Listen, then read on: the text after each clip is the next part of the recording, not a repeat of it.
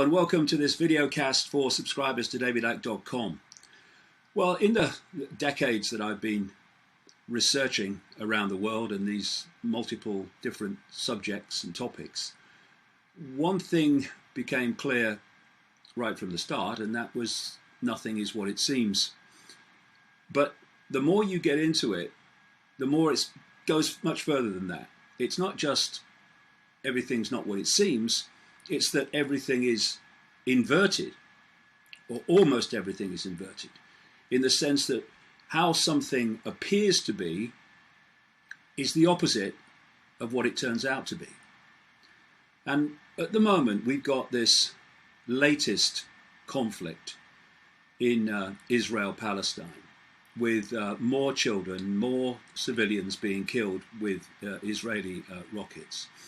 And the whole situation that we face is based on the claim that Israel is the ancient home for Jewish people, the Jewish people today, that God promised it to them, and it's their right to go into Palestine and just take it. In fact, this is the what was said in the 1948 Declaration of the Establishment of the State of Israel. The land of Israel was the birthplace of the Jewish people. Here their spiritual, religious, and political identity was shaped. Here they first attained statehood, created cultural values of national and universal significance, and gave to the world the eternal book of books. Well, you know what I was saying a few minutes ago about everything being inverted? Well, that is absolute bollocks. And what has happened is that the truth about the manufactured history of what is currently called Israel has been suppressed systematically. So the truth of the origins of the vast majority of Jewish people in the world and in Israel is able to be kept out of public knowledge. So a fake history to suit today's agenda could be put in its place.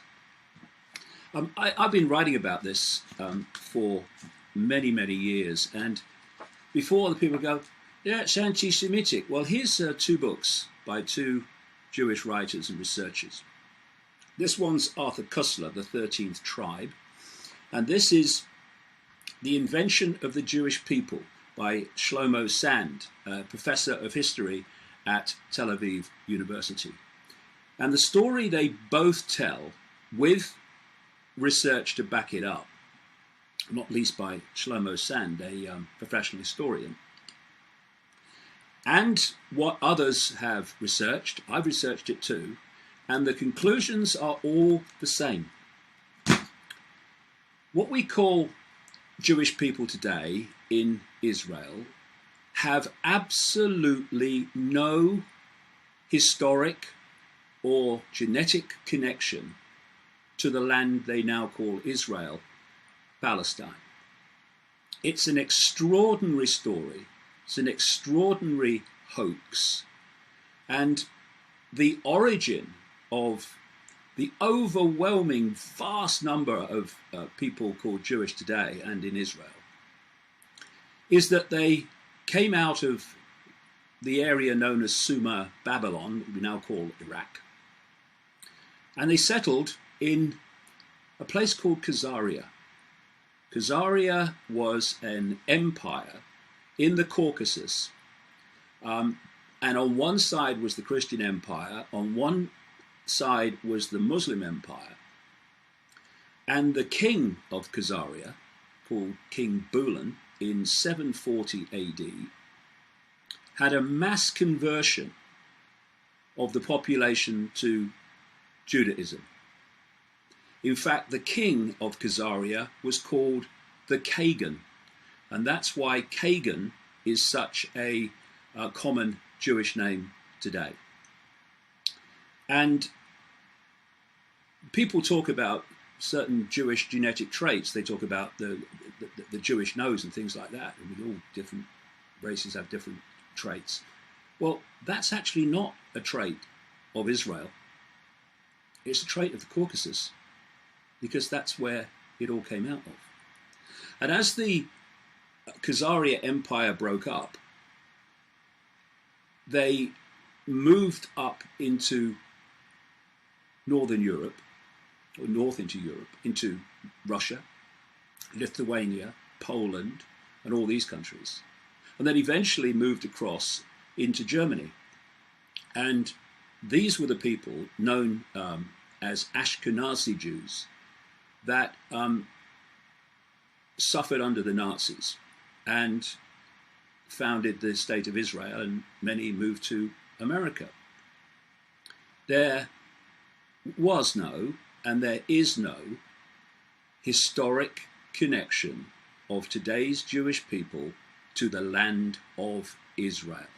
It is a giant hoax. And as Arthur Koestler says in the 13th tribe of this situation, it would mean that their ancestors came not from the Jordan, but from the Volga, not from Canaan, but from the Caucasus, once believed to be the cradle of the Aryan race. That's where we get Caucasian from.